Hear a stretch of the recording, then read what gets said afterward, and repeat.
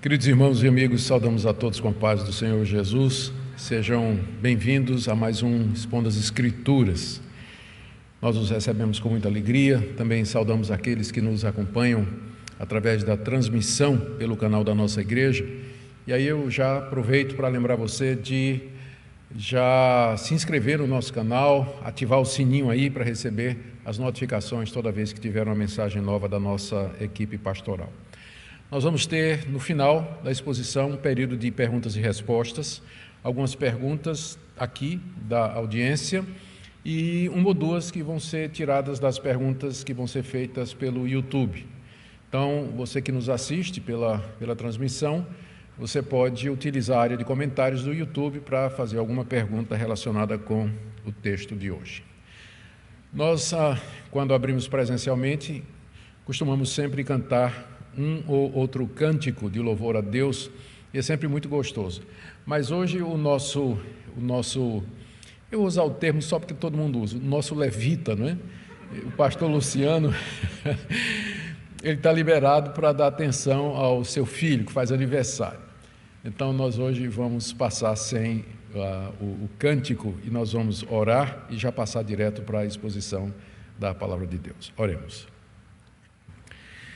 Pai amado, te damos graças pelo privilégio de podermos retomar as atividades presenciais na segunda-feira à noite. Te damos graças pela vida de cada irmão que está aqui presente. Agradecemos por aqueles que nos acompanham através da transmissão. Nós agradecemos por mais um ano de vida que o Senhor deu ao filho do pastor Luciano, pedimos a tua bênção sobre ele. E nós oramos, ó Deus, que esse momento seja um momento de crescimento, de edificação, de comunhão uns com os outros.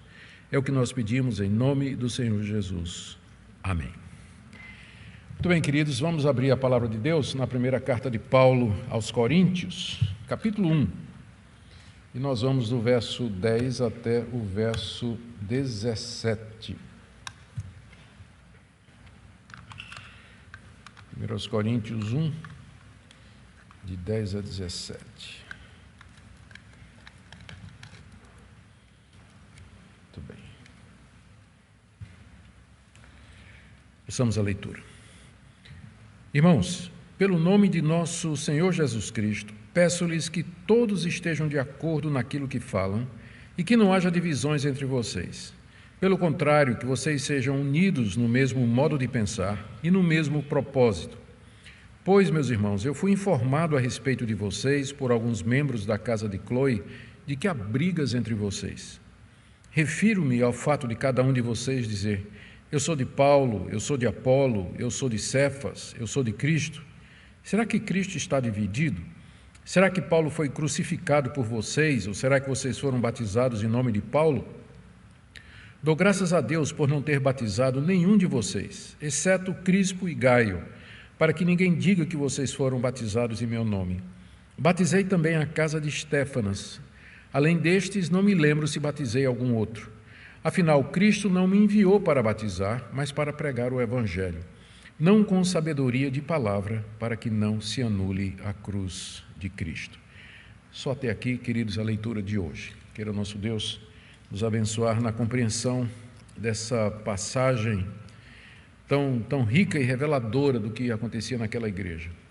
No estudo anterior, nós vimos que Paulo escreveu essa carta aos Coríntios porque tomou conhecimento dos problemas que estavam assediando a igreja. Havia problemas relacionados com disciplina de membros faltosos, havia uma omissão da parte da liderança, problemas relacionados com pontos de vista diferentes e conflitantes sobre questões de casamento, novo casamento, divórcio, também envolvendo liberdade cristã, focando na questão da comida sacrificada aos ídolos. O equivalente hoje seria, se você estivesse andando na rua e encontrasse numa encruzilhada uma galinha preta, uma garrafa de cachaça, e você estava com fome, e tinha ali uma galinha, né? Você sabe em que é que ela foi usada, mas é uma galinha. E o crente pode comer ou não? Se eu fosse fazer uma enquete aqui, metade ia levantar a mão dizendo que sim, metade ia levantar a mão dizendo que não. Era a mesma coisa lá na igreja de Corinto, havia esse problema de comer carne que tinha vindo do templo. e havia uma discussão muito grande. Havia problemas relacionados com o culto, especialmente a participação das mulheres, qual o papel delas no culto, e que envolvia o uso de uma peça tradicional da vestimenta, que era o véu, que tinha um simbolismo muito importante no Antigo Oriente. A ceia do Senhor também tinha problemas na hora da participação. O uso dos dons espirituais no culto era também motivo de discórdia e era uma fonte de problemas, e para coroar tudo tinha ainda um grupo que não cria na ressurreição dos mortos, na igreja. Eu costumo dizer, quando enumero os problemas da igreja de Corinto, antes de você pensar que sua igreja é problemática, leia a carta de Paulo aos Coríntios e você vai ver o que é uma igreja problemática. E talvez o problema mais urgente, e talvez a razão pela qual Paulo dedica os 4 primeiros capítulos da sua carta a ele, era uma divisão iminente que estava para acontecer na igreja. A igreja estava rachada em 4 grupos. E embora ela ainda se reunisse no mesmo lugar, os coríntios ainda se reuniam no mesmo lugar, entretanto, as divisões internas já estavam começando a prevalecer e se constituíam numa ameaça muito séria para a igreja.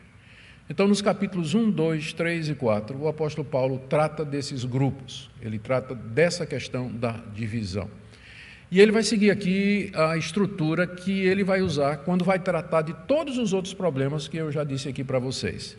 Ele vai identificar o problema, em seguida ele vai trazer os princípios teológicos e doutrinários que estão ligados àquele problema e depois, baseados nisso, ele faz algumas aplicações práticas. Esse método do apóstolo Paulo é muito importante, porque ele podia simplesmente, como apóstolo, chegar e disciplinar a igreja ou expulsar aqueles que estavam provocando as divisões. Mas, em vez disso, ele vai mostrar doutrinariamente, teologicamente, o porquê daquelas divisões estavam erradas, em que sentido elas afetavam a fé cristã e o bom andamento da igreja. Paulo não separa teologia de prática. Para resolver problemas práticos, ele usa primeiro a teologia. Isso aqui está errado por isso, por isso, por isso, por isso. E para resolver isso, nós temos que agir assim, assim e assim. Portanto, é um grande erro da igreja evangélica desprezar doutrina, fazendo uma dicotomia entre doutrina e prática na vida cristã. Porque toda prática, ela tem algum tipo de preconcepção que serve de base ou de orientação para ela. Ninguém faz as coisas por fazer. Sempre alguém tem alguma motivação ou acredita em alguma coisa para poder estar fazendo alguma coisa. E também toda teologia, ela desemboca na prática, ela influencia o culto, ela influencia o nosso testemunho, nossa maneira de viver, nosso casamento, nossos relacionamentos. Então, é um mal muito grande para a igreja, que tem sido feito, e já feito há várias décadas no meio do evangelicalismo, esse desprezo pela doutrina, como se a prática ela fosse algo mais excelente, mais autêntico, estivesse mais próximo do evangelho de Jesus Cristo. Quando, na verdade, essa separação ela não faz sentido e ela não pode ser provada nos evangelhos, nem nas cartas, nem na Bíblia em geral. O cristianismo, ele não é somente um conjunto ele não é somente uma maneira de viver, como muitos acham, mas ele é também um conjunto de coisas nas quais nós temos de crer. E a gente costuma em teologia dizer que o cristianismo tem uma credenda, aquilo que você deve crer, e uma agenda, aquilo que você deve fazer. E a agenda está baseada na credenda, você não pode separar. Por isso que aqui, no capítulo 4, o apóstolo Paulo vai primeiro colocar 5 ou 6 princípios teológicos, para só então, a partir do capítulo 3, ele trazer algumas orientações práticas de como os coríntios deveriam se portar diante daquelas divisões que estavam ameaçando dividir a unidade ou ameaçando a unidade da igreja.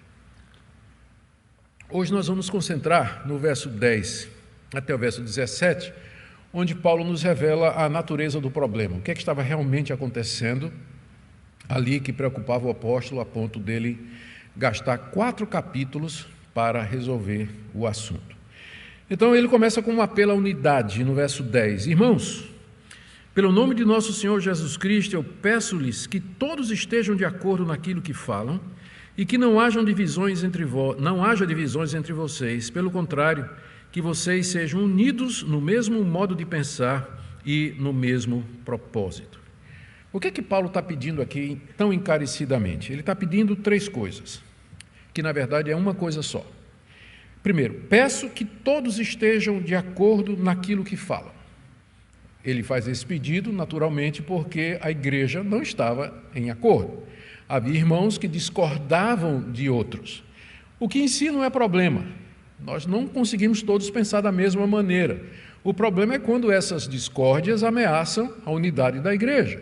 E elas tomam um vulto tão grande que nós não podemos mais andar juntos. É claro que quando se trata de questões doutrinárias, se for um desacordo do tipo, eu creio que Jesus é o Filho de Deus, e outro diz, não, Jesus é só homem, ele não é Filho de Deus, aí tem uma discórdia que vai ter que levar para uma separação mesmo. Não dá para conviver com esse tipo de desacordo. Mas não era o caso da igreja de Corinto. Não havia nenhuma doutrina fundamental em jogo ali. A discórdia, nós vamos ver, girava em torno da preferência pessoal deles por determinados líderes. Quem é o melhor líder? Quem é que prega melhor? Primeiro apelo de Paulo: irmãos, eu peço que haja concórdia entre vocês, que vocês estejam de acordo, que vocês se acertem e parem de brigar em torno dessa questão. Segunda coisa que ele pede, ainda que no fim é a mesma, não é? Unidade, ainda no verso 10, que não haja divisões entre vocês. A palavra divisão é a palavra cisma no grego, e que vem a palavra cisma em português. Não é? Um cisma significa uma divisão. E essa palavra ela é usada na língua grega, às vezes, para se referir às rasgaduras de um vestido velho. Vestido velho que foi rasgado, né? Então, os cismas, as divisões, o tecido ali foi lacerado. É a mesma palavra que usa aqui. Paulo diz, eu peço que não haja esses cismas, essas divisões, porque agora já não é mais desacordo, né? Já estava partindo para a divisão mesmo. Na divisão eu estou de um lado e você está do outro. Estamos divididos, não tem acordo, não tem conversa. E a terceira coisa, no final do verso 10, ele diz, pelo contrário, que vocês sejam unidos no mesmo modo de pensar e no mesmo propósito. O que Paulo está querendo aqui não é uniformidade. Uniformidade é aquilo que eu aprendi no Exército. No Exército, quando eu fiz o serviço militar, todos nós recebíamos o mesmo coturno, a mesma farda, o mesmo cap, recebíamos o mesmo tipo de arma e a gente tinha que marchar tudo direitinho. Então, tanto é que o nome do exercício que a gente fazia era Ordem Unida. E se alguém não marchasse direitinho de acordo com as ordens do cabo ou do tenente lá, então ia pagar, né? Marinheiro ou qualquer outra coisa lá, uma série de exercícios e tudo mais. Aquilo ali é uniformidade, mas existe uma diferença entre uniformidade e unidade. Nós podemos discordar em uma série de coisas, mas ainda estarmos juntos, ainda estarmos unidos. O problema da igreja de Corinto é que essas divisões, esse desacordo com relação a essas questões secundárias, estavam prestes a precipitar, provocar um racha na igreja, uma separação. A igreja ia rachar, ia sair um grupo para um lado, fundar a igreja batista de Paulo, outro ia formar a igreja presbiteriana de Apolo, outro ia formar a igreja pentecostal de Cristo, e por aí vai, né? Então isso estava prestes a acontecer, por isso Paulo faz esse apelo. E ele faz o apelo da maneira mais dramática possível. Ele diz aqui, peço. Na verdade, no grego é mais forte, né? Eu peço encarecidamente, eu rogo a vocês. Ele, como eu disse, ele podia ordenar, mas ele prefere o caminho do convencimento. Eu apelo a vocês, eu peço a vocês, e ele acrescenta, em nome de nosso Senhor Jesus Cristo, para mostrar a gravidade do assunto e a seriedade do que ele está dizendo. Aqui Paulo traz Cristo como testemunha daquilo que ele vai dizer. Olha, eu vou pedir a vocês em nome do Senhor Jesus, ou seja, eu invoco a presença do Senhor Jesus nisso que eu vou dizer para vocês agora. Tão séria era a questão. Infelizmente, a gente não percebe essa seriedade até tarde demais. Eu não estou aqui dizendo que a gente deve sacrificar a verdade no altar da unidade, porque às vezes, para manter a unidade, as pessoas sacrificam a verdade. Não, a verdade está acima da unidade, porque só pode haver verdadeira unidade se houver uma verdade que nos una. se nós crermos nas mesmas coisas, nas coisas fundamentais. Então, eu não estou aqui dizendo que a unidade da igreja tem que ser preservada a qualquer custo. Eu estou só dizendo que a gente se divide onde não deveria dividir e a gente se une onde não deveria se unir. Os coríntios estavam divididos com relação aos pregadores, quem eram os melhores, mas na hora de expulsar um membro da igreja que estava cometendo imoralidade, eles não expulsaram. Se uniram onde não deveria unir e se dividiram onde não deveria se dividir.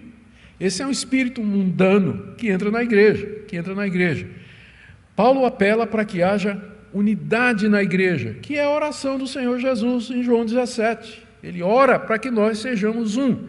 E é claro, essa unidade, ela está baseada na verdade, ela está baseada no verdadeiro conhecimento de Deus. Existem diferenças históricas entre os cristãos, com relação à forma de batismo, com relação ao governo da igreja, com relação a dons espirituais, com relação a uma série de outras coisas, relação do governo da igreja com o Estado. Entretanto, nenhuma dessas coisas ela é tão fatal ou vital que me impeça de ter comunhão com um irmão que é batista, que é assembleiano, um verdadeiro irmão em Cristo, que crê em Jesus como eu creio, e que professa Jesus Cristo como eu professo. Então, esse é o ponto aqui. A igreja está prestes a se dividir em cima de questões absolutamente secundárias. O apóstolo Paulo, então, faz esse apelo veemente à igreja de Corinto para que ela não prossiga. A causa do apelo, ele diz de onde teve a informação. E aqui a gente percebe o apóstolo Paulo sendo bastante transparente.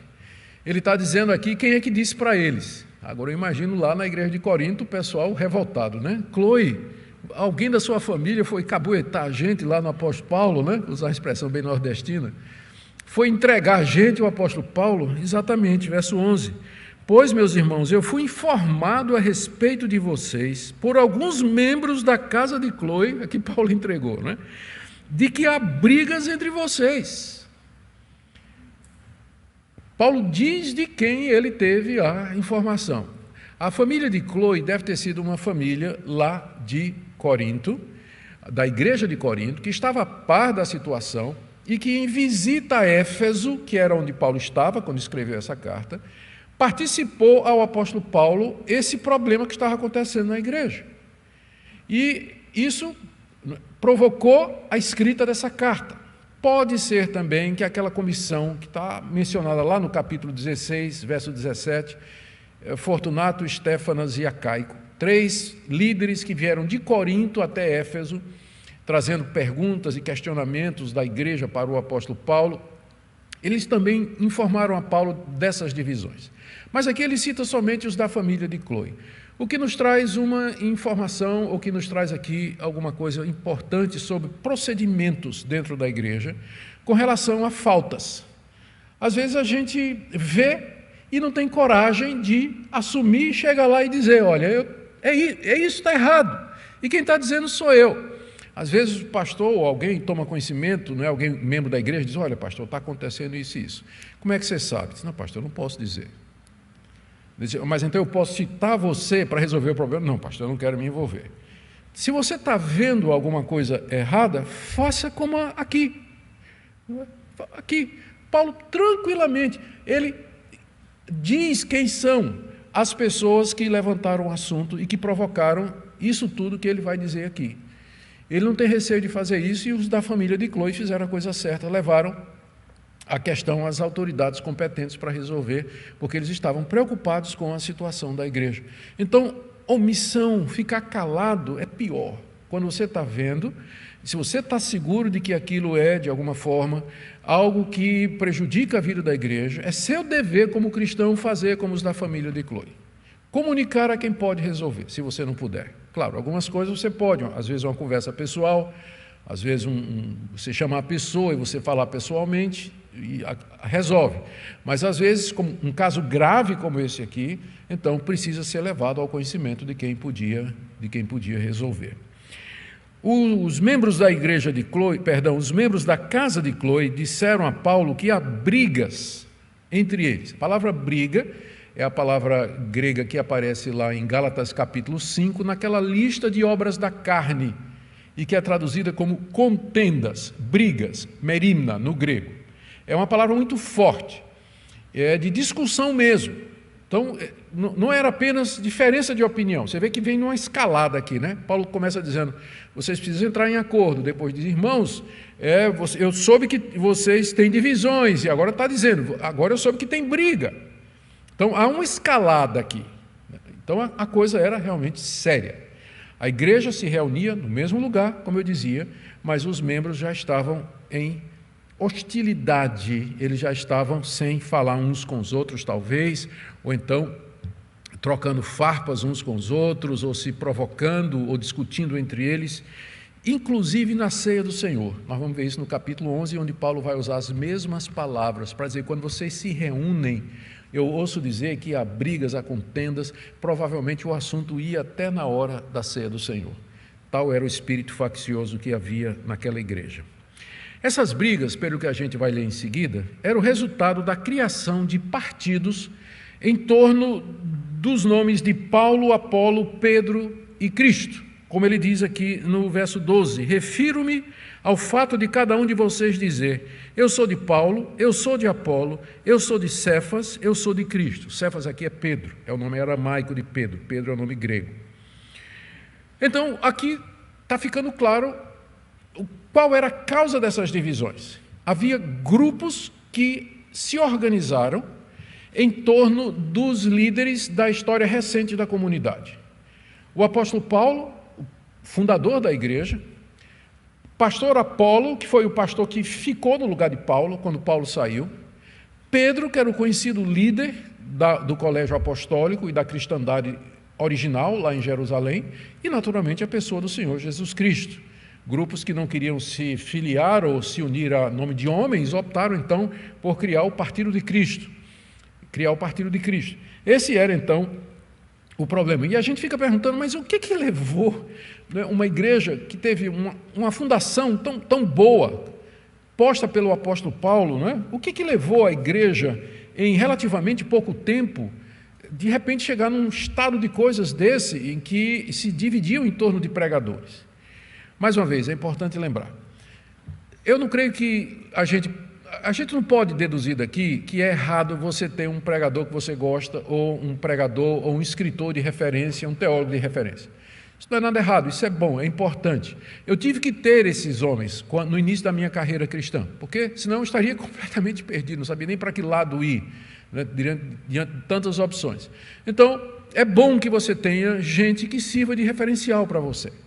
A questão é quando você chega ao ponto, eu vou usar o termo, né, que eu não acredito que exista no meio evangélico, alguns dizem que existe, quando chega ao ponto da idolatria.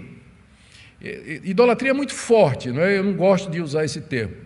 Tem gente que idolatra pregador dentro do meio evangélico. Né? Idolatria na Bíblia é coisa muito séria.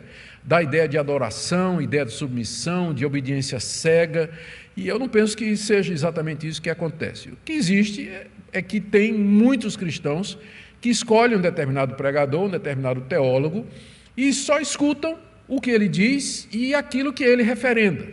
E não está aberto para escutar, de repente, uma outra opinião, ou escutar de uma outra maneira, ou um outro homem de Deus que pensa, talvez, de uma maneira distinta, não é?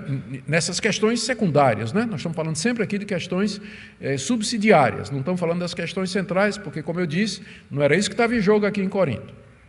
Então, não é ruim você ter. Eu até hoje me inspiro muito no Piper, no Sproul, no John Stott, gosto de ouvir alguns pregadores brasileiros que são inspiração para mim, mas eu ouço vários deles e vou peneirando, e eu tenho aprendido com todos eles. O problema da igreja de Corinto é que eles fizeram um fã-clube mesmo, em torno de alguns pregadores prediletos, a ponto de discutirem com os outros qual deles era o maior, qual deles era o mais importante, qual deles era o melhor pregador. E quando a gente estuda um pouquinho o contexto histórico-cultural daquela época, a gente pode entender. Os coríntios eram gregos, e os gregos gostavam de filosofia, como nós brasileiros gostamos de futebol. Da mesma forma que nós temos os nossos ídolos do futebol, os gregos tinham os seus ídolos na filosofia. Eles veneravam os grandes filósofos. Corinto tinha muitas escolas de filosofia. Só perdia para Atenas. Só perdia para Atenas, que era a capital filosófica e o centro, o coração cultural da cultura greco-romana daquela época. Atenas era famosa e Corinto vinha em segundo lugar pela quantidade de escolas de filosofia. E havia um tipo de filósofo em particular que despertava as paixões e a admiração dos gregos, que eram os sofistas. Os sofistas tinham duas características que os gregos adoravam. A primeira é que eles eram capazes de trazer argumentos e usar a lógica de uma maneira sutil, trazer raciocínios e convencimento através dessas lógicas sutis, a ponto de que o nome sofisma vem exatamente dos sofistas. Era esse grupo de filósofo que se especializava em convencer as pessoas através de argumentação habilidosa. E a segunda coisa que eles tinham, que os gregos gostavam, era retórica. Vocês sabem que a retórica como disciplina, ela nasce na Grécia. O primeiro manual de retórica é da Grécia. Vem dentro do campo da filosofia grega. Os sofistas dominavam tão bem a arte de falar, que é isso que retórica é, que eles eram capazes de, usando frases de efeito, entonação da voz, escolha de palavras, eles podiam levar uma multidão ao choro no minuto e morrer de rir no minuto seguinte. Simplesmente pela capacidade retórica. Eles sabiam manipular as emoções e os sentimentos das pessoas usando palavras. E a arte da retórica, ela se tornou extremamente sofisticada. Tem gente que usa isso hoje, e muito bem. O conteúdo é zero, mas a maneira como ele fala, o jeito como ele fala, e às vezes para ajudar, até uma musiquinha de fundo, né? Um negocinho mais escuro assim, né? Ele mexe com o coração das pessoas, mexe com a mente, as frases preparadas, frase de efeito, a gesticulação. Algumas pessoas têm esse dom natural, né? Mas os sofistas, eles eram especialistas em fazer isso. Havia toda uma arte de fazer isso, de como você podia atrair as multidões. E por que eles faziam isso? Eles iam para a praça pública, e essa era a terceira coisa, né, que eu devia dizer deles, eles eram itinerantes. Eles ganhavam a vida indo de cidade em cidade, eles procuravam a praça central, chegavam na praça central, reuniam uma multidão, e aí eles começavam a discursar sobre as grandes ideias da filosofia, os grandes conceitos, usando retórica e tal, e depois ele passava o chapéu. É assim que ele ganhava vida, não é? Assim que ele ganhava vida. Então, algumas pessoas têm essa habilidade natural, e aqui eu estou me lembrando particularmente do conhecido George Whitefield. George Whitefield, ele foi contemporâneo de John Wesley, que é mais conhecido do que ele. E foram amigos, inclusive, estudaram na mesma universidade, eles fundaram juntos o Clube Santo de Oxford. Só que depois eles se separaram teologicamente. Wesley seguiu o caminho mais arminiano, mas George Whitefield era calvinista. Em termos de capacidade de organização, Wesley era muito superior. Mas George Whitefield, ninguém batia Whitefield em retórica. E era algo natural. Tem duas histórias a respeito do Whitefield que eu queria trazer para vocês. Uma é que eles diziam, a fama dele é que ele era capaz de fazer a multidão chorar só em pronunciar a palavra Mesopotâmia. Aí a turma caía no choro só pelo jeito dele, a entonação da voz, né? Mas isso deve ser mito, fake news.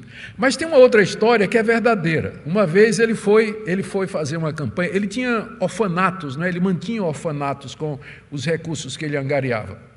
Então ele fez uma viagem, ele era da Inglaterra, durante o grande avivamento do século XVIII, ele fez uma viagem para os Estados Unidos, para pregar lá nos Estados Unidos também, foi quando ele conheceu Jonathan Edwards, todo aquele pessoal. E ele, então, pregava ao ar livre para milhares de pessoas. E ele costumava, de vez em quando, pregar um sermão para levantar ofertas.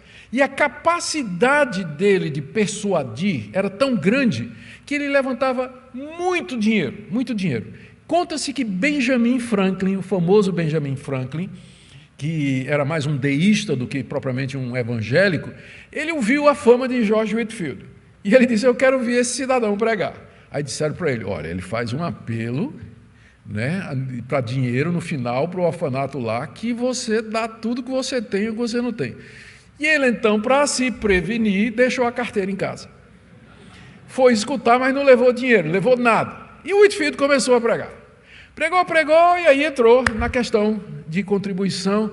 E aí o Benjamin Franklin começou a sentir aquela agonia, que aquele apelo, ele queria, de repente ele estava agarrando o cara de lado e dizendo assim: me empresta $300 que eu quero fazer alguma coisa. Essa é uma história real, para vocês terem uma ideia da capacidade do George Whitefield. Mas era um talento natural, isso era dele, ele não precisava se esforçar para ser assim. Ele nunca tinha estudado a arte, mas os sofistas sim. E os gregos apreciavam isso. E os coríntios amavam esse tipo de coisa. Então, dá para entender. Quando os coríntios se converteram, através da pregação do apóstolo Paulo, eles transferiram para os grandes pregadores cristãos o mesmo apreço que eles tinham pelos seus filósofos prediletos, pelos sofistas. E aqui é um caso em que a pessoa se converte, mas ele traz para dentro da igreja a sua cosmovisão. É muito comum isso. A pessoa se converte, conversão geralmente é um ato, geralmente não, é um ato de Deus, não é? Às vezes é um processo que leva algum tempo, decorrência desse ato, mas a santificação leva tempo. Por isso que você vê gente crente na igreja, mas com mentalidade mundana. Ele é crente, ninguém nega, ele crê no Senhor Jesus, ele foi batizado, ele confessa a Cristo, mas aí ele olha para os pregadores como um mundano olha para o jogador de futebol. E ele vai fazer comparação. Ou então ele vai lidar com o dinheiro que ele tem da mesma maneira que ele lidava antes. Ou ele vai continuar tratando a sua mulher da mesma forma que ele tratava antes, porque leva tempo até você mudar a cabeça depois da conversão, até você reajustar. Antes de me converter, de cada 5 palavras que eu falava, 6 era palavrão. Deus lavou minha boca pelo Espírito Santo, mas levou uns bons 3 ou 4 meses até que eu aprendesse a falar sem usar palavrão. Leva tempo, leva tempo. No caso dos coríntios, eles transferiram para dentro da igreja aquela perspectiva mundana de avaliação de homens pela habilidade deles, pela capacidade deles, pelo que eles podem fazer, esquecendo que, da perspectiva cristã, é Deus quem abençoa, é Deus quem usa, é Deus quem faz crescer. É Deus que usa uns mais e usa outros menos. É isso que a Bíblia ensina com muita clareza. Mas até que a pessoa perceba isso, a graça de Deus, ela vai continuar tendo essa visão mundana. E eu creio que era exatamente isso que aconteceu ali na igreja de Corinto. O resultado, então, é que havia o grupo de Paulo, provavelmente dizendo que Paulo era o grande teólogo, o grande missionário. Ninguém pregava tão bem como o apóstolo Paulo, não tinha ninguém que tivesse a profundidade do apóstolo Paulo. Apolo, que substituiu Paulo, é interessante, é o único pregador no Novo Testamento que é referido como sendo um homem eloquente e poderoso nas Escrituras. Tá? A referência está no livro de Atos. Eu tinha registrado aqui, acho que esqueci de registrar. Livro de Atos, Apolo é referido como sendo um homem eloquente e poderoso na Escritura. É a única pessoa a quem esse adjetivo eloquente é usado no Novo Testamento. Lembrando que Alexandria é onde tinha aquela biblioteca, uma das maravilhas do mundo antigo. Era uma cidade conhecida pelo conhecimento intelectual, pela variedade, pelas culturas. Era um porto no norte da África, né? Havia muitas etnias ali, era uma cidade muito plural. E Apolo era um alexandrino. Então era um homem de cultura, um homem de conhecimento, era um judeu poderoso na palavra, era um judeu que falava com muita eloquência. Era natural que muitos membros da igreja de Corinto ficaram apaixonados pelo pastor Apolo depois que Paulo saiu. Paulo é duro demais, mas Apolo fala com eloquência, não é? Eu acho que ele prega melhor do que o apóstolo Paulo. Não, melhor do que Paulo não tem, mas prega, não prega. Bom mesmo é Pedro, porque nem Apolo e nem Paulo algum dia pregou um sermão que 3.000 se converteram. O maior pregador da cristandade é o apóstolo Pedro. Um sermão. E 3.000 se converteram. Paulo e Apolo têm que pregar 3.000 sermão para um se converter. Mas Pedro prega um e 3.000 se converte. Não tem maior do que Pedro. E aí chegava o quarto grupo e dizia: vocês são carnais. Vocês estão aí dependendo de homem. Nós não somos de ninguém, sabe? Nós somos de Jesus Cristo. Nós somos espiritual. Vocês é tudo carnal. Está tudo seguindo o homem aí. Tudo seguindo o homem. Nós recebemos direto de Jesus. Não queremos mestre, não queremos Apolo. E então, para mim, o grupo mais complicado desses 4 aqui, imagina qual é? É exatamente o grupo de Cristo. Que mais adiante, eu creio, o apóstolo Paulo vai identificar como sendo, entre aspas, os espirituais. Lembra que na primeira carta aqui, várias vezes Paulo se refere a um grupo chamado os espirituais. Boa parte dos estudiosos de 1 Coríntios identifica esse grupo como sendo aquele grupo de Cristo. Aquele grupo de Cristo, que queria parecer mais espiritual do que os outros e rejeitava a liderança daquelas outras pessoas. Na hora que você diz, eu sou de Cristo, no contexto desse, você está dizendo, eu não aceito que Cristo ministre a mim através de homens. Eu recebo direto de Cristo, eu não sou de Paulo, não sou de Apolo, eu não sou de Pedro, mas eu sou de Cristo. Isso aqui se tornou muito popular, né? Hoje em dia você encontra gente que diz assim, ó, eu entendo isso, às vezes é uma reação à quantidade de divisões que existe, à quantidade de teologias que existe, de doutrinas que existe, a pessoa perde a paciência e diz, quer saber, eu sou de Cristo. Não é, porque se com de Cristo você quer dizer que você recebe direto de Cristo, sem nenhuma influência humana, eu vou começar lembrando a você que a Biblinha que você lê, e onde você diz que recebe direto de Cristo, foi traduzida por um grupo de teólogos que discutiram bastante e que às vezes eles colocaram no texto a interpretação deles da Escritura. Então não tem como receber direto de Cristo hoje. É sempre mediado, porque esse é o plano dele. Foi por isso que ele colocou dons, pastores, mestres na igreja e nos deu a Sagrada Escritura. Então quando as pessoas dizem eu sou de Cristo, elas podem estar pensando com isso, estão dizendo, eu não quero me meter com briga. Mas se você, quando diz assim, eu sou de Cristo, nesse contexto, no sentido de que você não precisa aprender com os outros, que você não precisa estar debaixo de liderança ou de orientação, ou ter pelo menos um referencial, e esquecer toda a história da igreja, tudo que centenas de cristãos aprenderam de Cristo em 2000 anos de história, então você está muito equivocado. E era esse o quarto grupo que tinha na igreja de Corinto, né? Como resultado, aquelas brigas internas traziam problemas sérios. Veja o que Paulo diz aqui no verso 13. Ele diz assim, será que Cristo está dividido? Será que Paulo foi crucificado por vocês? Ou será que vocês foram batizados em nome de Paulo? Ou seja, aqueles partidos ameaçavam 3 áreas importantes da vida da igreja. O primeiro deles era a unidade. Quando Paulo diz aqui, quando Paulo ensina que a igreja e Cristo são um. Existe uma igreja e Cristo é apenas um. Quando ele pergunta aqui, será que Cristo está dividido? Para que vocês então, para que a igreja dele esteja dividida? Só há um Cristo e, portanto, só há uma igreja. E com esses partidos vocês estão ameaçando a unidade da igreja. Segunda ameaça é com relação ao significado da crucificação de Cristo. Paulo pergunta, será que Paulo foi crucificado por vocês? Por que vocês estão dizendo eu sou de Paulo? É muito sério você dizer isso. Eu não fui crucificado por vocês. Quem foi crucificado por vocês foi o Senhor Jesus Cristo. Se vocês vão dizer que são de alguém, que a igreja toda diga, nós somos de Cristo e somos abençoados através dos líderes que Cristo levantou na igreja para nos abençoar. É essa a postura correta. Mas na hora que você diz, eu sou de Paulo, Paulo está indignado. Ele diz, eu não morri por você não, meu filho. Quem morreu por você foi o Senhor Jesus Cristo. Se a igreja pertence a alguém, ela pertence àquele que por ela morreu e ressuscitou, que é o Senhor Jesus. E a última coisa, ele diz, ou será que vocês foram batizados em nome de Paulo? Vocês foram batizados em nome de quem?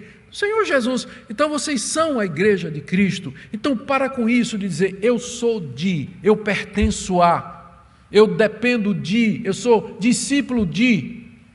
Porque, na verdade, só existe um Senhor, só existe um Mestre, que é o Senhor Jesus Cristo. Todos os outros que ele levanta, todas as pessoas que ele levanta na igreja para abençoar a igreja são servos dele. Por isso está errado a própria concepção de grupos em torno dessas personalidades, fazendo comparações e com essa expressão tão forte, ameaçava a igreja, ameaçava o sentido da cruz e ameaçava inclusive o sacramento do batismo. Veja como é sério isso. E Paulo, é por isso que ele começa, fazendo um apelo veemente. Ele termina essa parte dizendo que ele fez tudo o que pôde quando esteve em Corinto para evitar que as coisas chegassem nesse ponto. Parece que Paulo estava adivinhando. Quando ele foi pregar em Corinto, Paulo conhecia a cultura helênica, ele era um judeu da dispersão. Ele foi criado dentro do helenismo. Então ele sabia como funcionava a cabeça dos gregos. Paulo conhece filosofia, cita vários filósofos e poetas nas suas cartas. Então ele mais ou menos imaginava que havia essa tendência lá em Corinto do pessoal de fazer um fã-clube e de um culto à personalidade. Eu prefiro isso do que dizer idolatria. O culto à personalidade é menos forte, é tão forte quanto, mas é mais culto à personalidade. Paulo sabia que os coríntios tinham a tendência a culto à personalidade. Aí ele tomou 2 providências quando ele esteve em Corinto, mas em vão. Primeira providência, ele diz aí no verso 14, dou graças a Deus por não ter batizado nenhum de vocês. Você já viu algum pastor dar graças a Deus por não batizar ninguém? Ao contrário, a gente dá graças a Deus quando a gente pode receber pessoas, batizar as pessoas em nome de Jesus. É uma felicidade, é uma festa que a gente faz na igreja. Mas a situação era tal que Paulo chegou ao ponto de dizer, olha, eu dou graças a Deus, eu estava adivinhando, quando eu estava aí, eu não batizei ninguém de vocês. Quem batizou foi Timóteo, foi Silas, os meus auxiliares não batizei ninguém. Peraí, não, eu batizei Crispo, eu batizei Gaio, mas peraí, eu batizei também a casa de Estéfanes, e se batizei mais alguém eu não me lembro. Pense num pastor que não estava preocupado em números.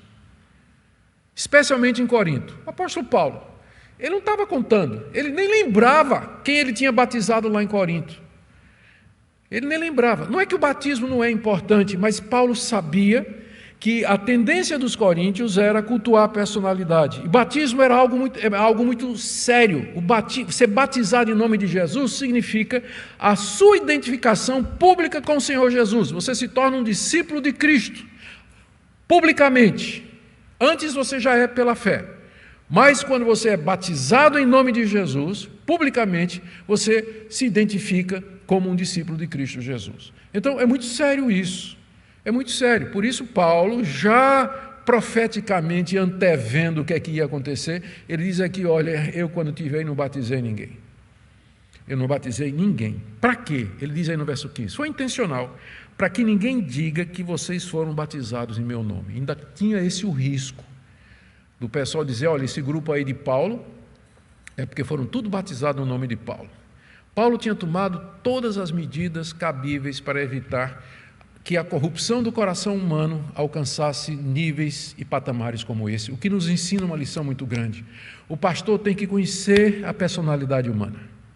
O pastor tem que saber como o ser humano funciona. O ser humano gosta de ídolos. Ele vive atrás de referenciais, ele precisa de gente para se mirar, para seguir, para acompanhar. Então, o pastor não devia estimular isso. Ele não devia. Ao contrário, ele deveria tomar medidas exatamente para evitar isso. Por isso que eu fico... Eu faço essa crítica, mas é claro, é uma autocrítica também. A gente vê ministérios que são construídos em torno da personalidade do pregador, em torno da pessoa dele. E é um ministério que gira em torno dele. E Paulo, ele chegaria ao ponto de nem batizar, se ele ao menos soubesse que isso daria oportunidade para o culto à personalidade, em torno da sua personalidade. Ele diz, eu fiz isso para que ninguém diga que foi batizado em meu nome. Para que vocês não formassem um culto ou que vocês não tivessem essa apreciação indevida pela minha pessoa. E aí, segunda medida que Paulo tomou, e essa medida que ele vai tomar aqui, vai introduzir o primeiro argumento dele contra as divisões que nós veremos segunda-feira. Tá tudo ligado. Segundo argumento, afinal, estou no verso 17, Cristo não me enviou para batizar, mas para pregar o Evangelho. Não com sabedoria de palavra, para que se não anule a cruz de Cristo. A razão pela qual, ele dá duas razões, não é? Pela qual ele não batizou lá em Corinto, a não ser aquelas exceções que ele menciona aqui, que ele lembra. A primeira é que ele não queria dar oportunidade para que os coríntios o cultuassem como se ele fosse mais do que ele era. Segundo, porque ele sabia que Cristo o havia chamado para pregar o Evangelho. Paulo era um plantador de igrejas, ele era um evangelista, ele é um missionário. Para você batizar novos convertidos, você precisava discipulá-los, você precisava treiná-los, e geralmente Paulo deixava isso para Apolo, para quem vinha depois, né? Paulo era um desbravador, ele ia começar a igreja, e depois então é que vinha todo o processo de discipulado e incorporação na igreja. Então ele estava muito consciente qual era a missão dele. Mas aí quando ele diz que Cristo o chamou para pregar o Evangelho, ele acrescenta uma frase enigmática, a menos que a gente tenha tido essa explicação que eu dei no começo a respeito do apreço dos coríntios por retórica. Ele diz, não com sabedoria de palavra. Cristo me chamou para pregar o Evangelho, mas isso não quer dizer que eu vou pregar o Evangelho de qualquer jeito, porque existem algumas formas que não se coadunam com o conteúdo. Você não pode pregar o Evangelho de qualquer forma. Cristo me chamou para pregar o Evangelho, mas não com sabedoria de palavra. O que é sabedoria de palavra? Retórica.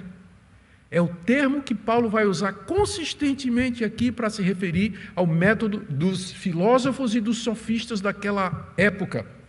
Você usar sabedoria de palavra, ou seja, você escolher sabiamente as palavras com o objetivo de persuadir artificialmente, convencer, mover o coração das pessoas. Paulo disse que isso anularia a cruz de Cristo. Por que é que um pregador que estuda, que capricha no visual, no sonzinho, no ambiente, tudo foca nele, na imagem, no som, por que é que esse tipo de pregação anula a cruz de Cristo? Porque o foco é no pregador e não em Jesus Cristo. Então, tem tipos de pregação que mesmo que a teologia seja boa, mas a maneira como ela é feita, o contexto em que ela é feita, acaba concentrando na figura do pregador e Cristo fica nas sombras. Cristo vai para o pano de fundo, ele fica no background, ele não aparece. Quando o pregador deveria se esconder atrás da cruz. Só deveria aparecer a cruz. Uma vez, eu não sei quem foi pregador, se foi Wesley, Spurgeon, um desses aí, ele dizia que preferia que quando as pessoas saíssem da sua pregação, elas dissessem assim, que Cristo maravilhoso, em vez de dizer, que pregador maravilhoso. Que pregador maravilhoso. Paulo sabia que Cristo o havia chamado para pregar, e que essa pregação não podia ser de qualquer maneira, de onde a gente tira a lição de que você não pode pregar o Evangelho de qualquer jeito, que nem todo meio glorifica Cristo, não é só uma questão de conteúdo,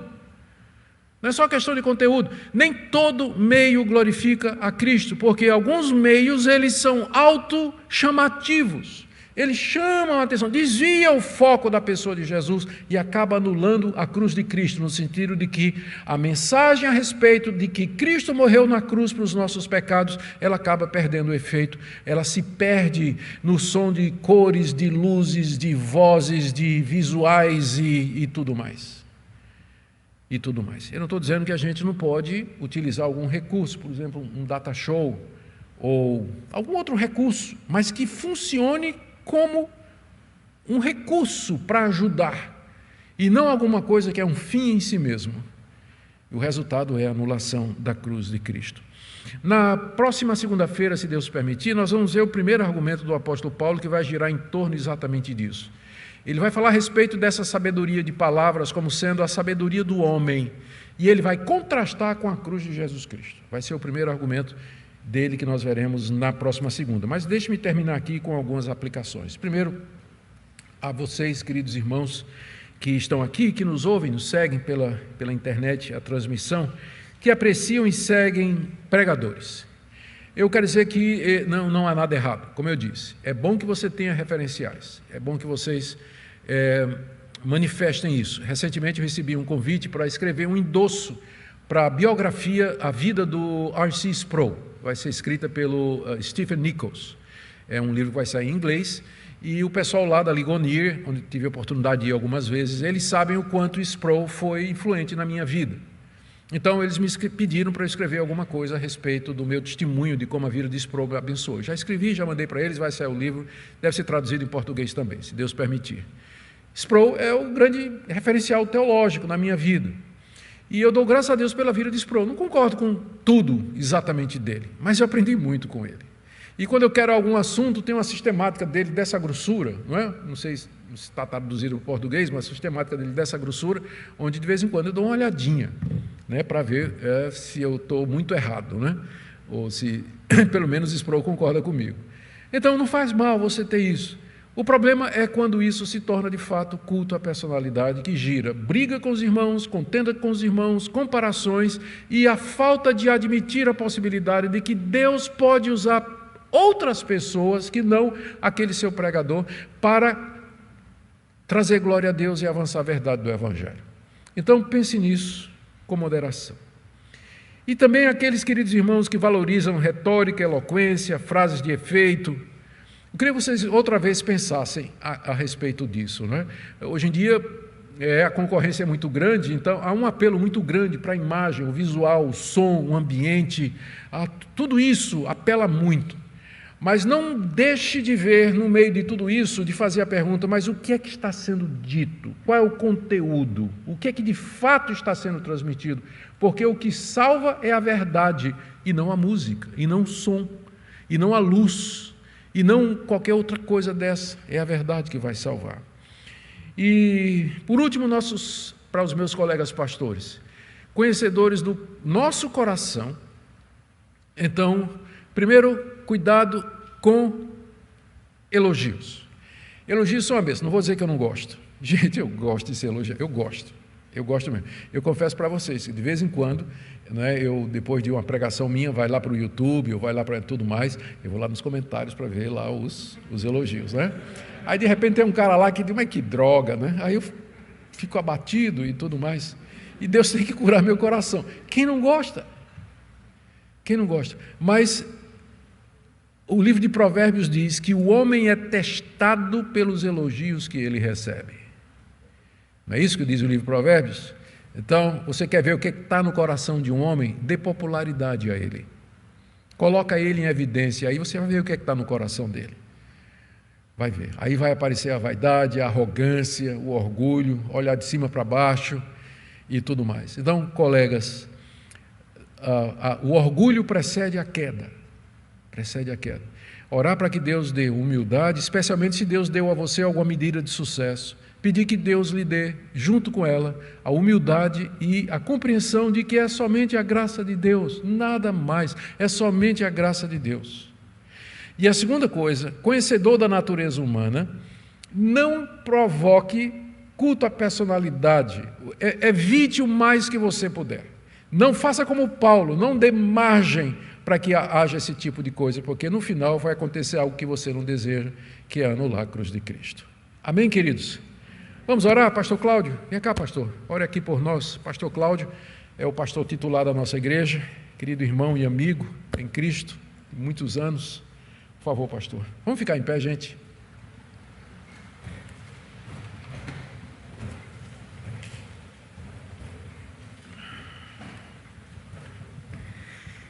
Oremos, meus amados. Pai amado, como é bom a gente poder ouvir a Tua palavra, a exposição dela, com clareza, com simplicidade, e como é bom a gente poder ouvir a Tua voz através dessa exposição, Senhor. Como o nosso coração precisa se deparar consigo mesmo e perceber as tendências que há em nosso coração. Provoca em nós, ó Senhor Deus, esse confronto com nós mesmos. Faz com que possamos, como igreja dos nossos dias, olhar para Cristo Jesus, o nosso amado Redentor. Louvar o Teu nome, porque o Senhor levanta homens para expor e pregar essa palavra e exaltar a Cristo na vida da igreja e no meio da igreja. Dá-nos um coração humilde, Senhor Deus, quebrantado. sabendo que nada temos de nós mesmos, mas é que é a Tua graça, o Teu favor e os dons que o Senhor nos concede, que nos faz edificar a Tua igreja e glorificar o Teu nome com a nossa vida. Dá-nos essa consciência, que nós não somos melhores do que ninguém, que nós somos apenas servos do Senhor, e que o nosso grande objetivo na vida é poder viver a nossa vida de forma tal que o Teu nome seja glorificado através do nosso procedimento. Ser com os meus irmãos, pastores, cuida do nosso coração, Senhor Deus, para que a gente não enamore ou tente roubar a atenção da igreja de Cristo, a qual Ele comprou com o Seu próprio sangue. Que a gente possa lembrar a igreja sempre dessas verdades, que é a carta de amor do noivo que deu a sua vida pela igreja. E nunca, em momento algum, Senhor Deus, como pastores, possamos tentar roubar essa glória de Cristo, mas trabalhar para que a igreja cresça amando e siga amando o seu Senhor, o seu noivo amado. Que assim seja, Senhor Deus. Reaviva a Tua igreja em nosso país. Faz com que haja, Senhor Deus, um trabalho muito forte do Teu Espírito Santo no coração da liderança da igreja, dos pastores, que revelem e que demonstrem a mesma humildade que eu ouvi em Cristo Jesus, que sendo quem era, Deus, abriu mão da sua glória e se deixou morrer naquela cruz por amor a cada um de nós. Que vivamos com essa consciência, Pai amado. Nos abençoe, nos despeça com a Tua graça e a Tua paz. É o que nós te pedimos em nome de Jesus. Amém, Pai amado. Amém. Amém. Pode sentar aqui. Obrigado, pastor. Gente, antes de recebermos as perguntas, nós vamos dar oportunidade aqui para algumas perguntas que serão feitas. Os diáconos já estarão com o microfone. Nós vamos pedir que você não toque no microfone e não tire a máscara para falar, ok? Porque outra pessoa vai usar também, e aí a gente mantém essa medida. Enquanto isso, também ali o Denis e o Wagner já vão pegar uma ou duas perguntas da internet para a gente tentar responder aqui. Já chegou aqui alguma pergunta. Próxima segunda nós estaremos de volta. Eu creio que até segunda-feira a gente deve receber o meu lançamento Sexo e Santidade, que já saiu, algum motivo não chegou em tempo, e tem um segundo volume de Romanos, que já está pronto também, e se Deus quiser, segunda-feira ele deve estar chegando aqui. Então, vamos começar aqui com uma pergunta da internet. Está aqui uma pergunta de Renato Reis. Com base na divisão entre os crentes de Corinto, podemos concluir que uma fraca doutrina em muitas igrejas é a causa de práticas que subvertem um verdadeiro evangelho? Aí não tenho dúvida. Como nós dissemos, tem uma ligação inseparável entre doutrina e prática. Então, a tendência de igrejas fortes teologicamente é terem uma boa prática, uma igreja unida, uma igreja que pense e concorde nos grandes pontos. Uma igreja onde o pastor não cuida teologicamente do rebanho, o rebanho vai estar cada um crendo uma coisa, vai estar tudo misturado. Segunda-feira ele ouve Edir Macedo, na terça Valdomiro Santiago, na quarta ele vai escutar Paulo Júnior, fica mudando, né? Ele não sabe a diferença. Eu já contei para vocês uma vez que uma senhora mandou um tweet para mim dizendo: meus dois pregadores prediletos, Edir Macedo e Augusto Nicodemos.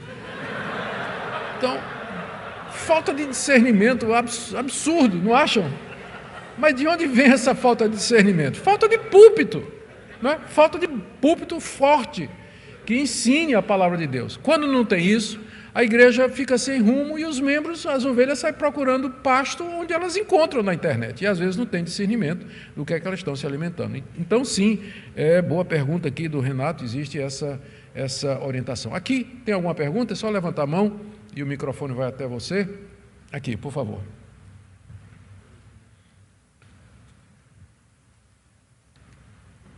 Quando terminar, gente, a nossa livraria está aberta. Eu quero até fazer divulgação do livro enquanto está chegando. Olha, isso que eu acabei...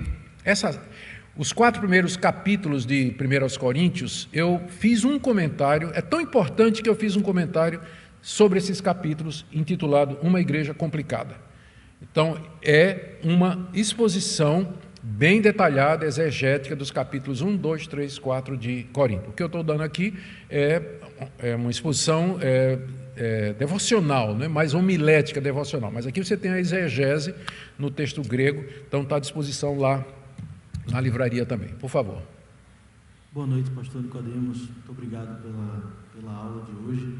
Meu nome é Vitor e a minha pergunta é a respeito do versículo final do capítulo que a gente leu em relação à palavra de sabedoria. Toda palavra de sabedoria ou retórica anula a cruz de Cristo ou tem potencial para anular? Eu pergunto isso porque, particularmente, sempre me vali muito da retórica e de estudar a retórica porque gosto. E quando entra num contexto de pregação, eu tento guiar a retórica de tal modo que a cruz de Cristo seja exaltada através da arte da retórica. E isso me deixou um pouco confuso. O que Paulo está boa pergunta. O que Paulo está combatendo aqui é, sem dúvida, o uso da retórica como um fim em si mesmo. Para os sofistas, o importante não era se o argumento deles estava certo ou errado. O que eles queriam era convencer as pessoas. Porque no final eles iam passar o chapéu para recolher ofertas. Então, o uso da retórica como um instrumento de manipulação das emoções, de convencimento, acaba indo contra a cruz de Cristo, não tenha dúvida. Porque, pelo que a Bíblia nos ensina, o que deve nos convencer é a verdade. É a verdade. Agora, a gente estuda no seminário homilética, a arte da pregação. E ali a gente aprende algumas coisas. Por exemplo, aprende que você não deve um anticlímax. O anticlímax é quando no meio do sermão você atingiu o ponto máximo. Aí todo mundo, né, ficou ali. E aí o resto do sermão você continua mais meia hora, mas aí já perdeu o momento do sermão. Então o pregador, ele sabe fazer esse tipo de coisa.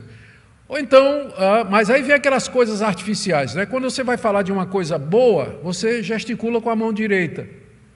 Mas quando você vai falar de coisa negativa, você gesticula com a mão esquerda, sem nenhuma conotação política, por favor.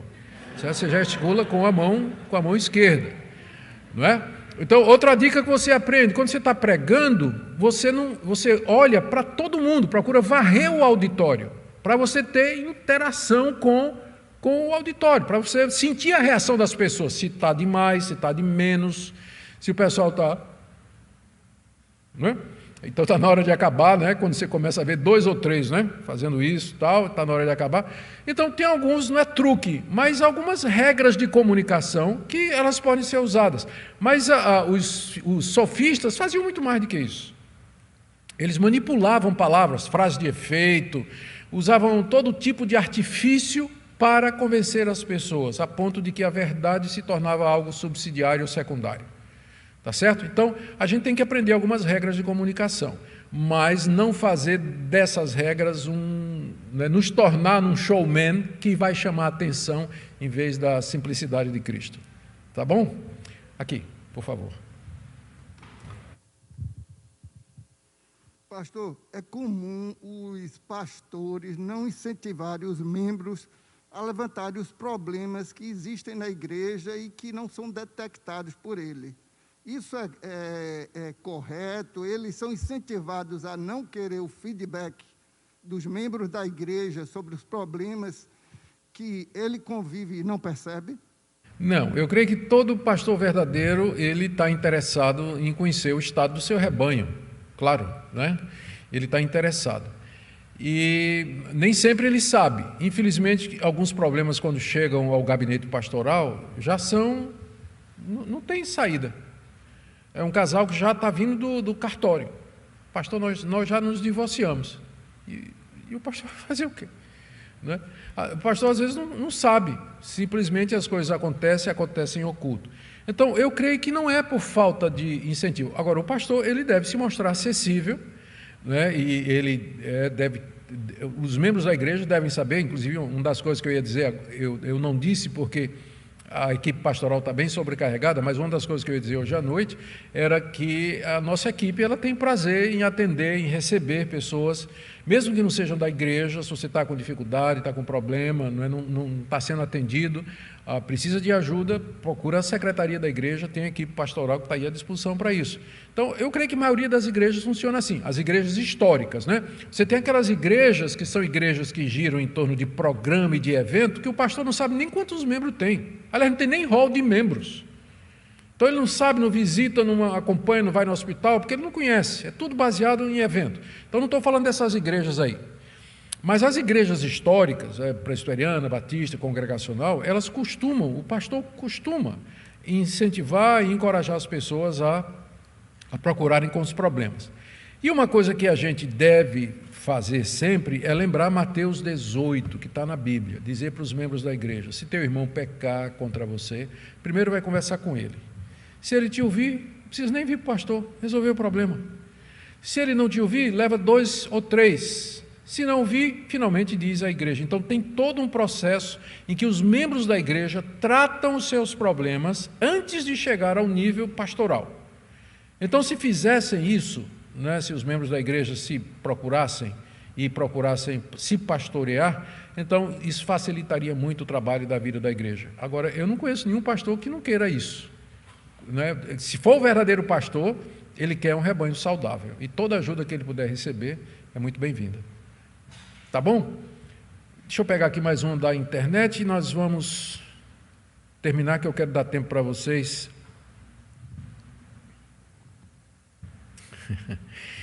De Aline Piffer. Pastor, esse apelo de Paulo serve para alertar sobre a importância de uma liderança que realmente faça prevalecer a palavra de Deus? Os pastores estão com medo de corrigir e perder seus membros? Tem pastor que tem medo de perder membro mesmo, porque se o pastor trata de determinados problemas, a primeira coisa que o membro faz é ir embora para outra igreja, né? Isso é muito comum. Mas o apelo de Paulo serve para alertar sobre a importância de uma liderança que faça prevalecer a palavra de Deus. Vocês já se perguntaram, porque nenhuma vez na igreja aos Coríntios, uma igreja cheia de problemas, Paulo menciona a liderança? Era uma igreja que tinha certamente presbíteros e tinha certamente pastores a igreja de Corinto, porque ela seguia o padrão das demais igrejas. Mas Paulo trata diretamente com a igreja aqui. Já se perguntaram por quê? Eu creio que a resposta a gente vai encontrar no capítulo 5. A liderança era omissa.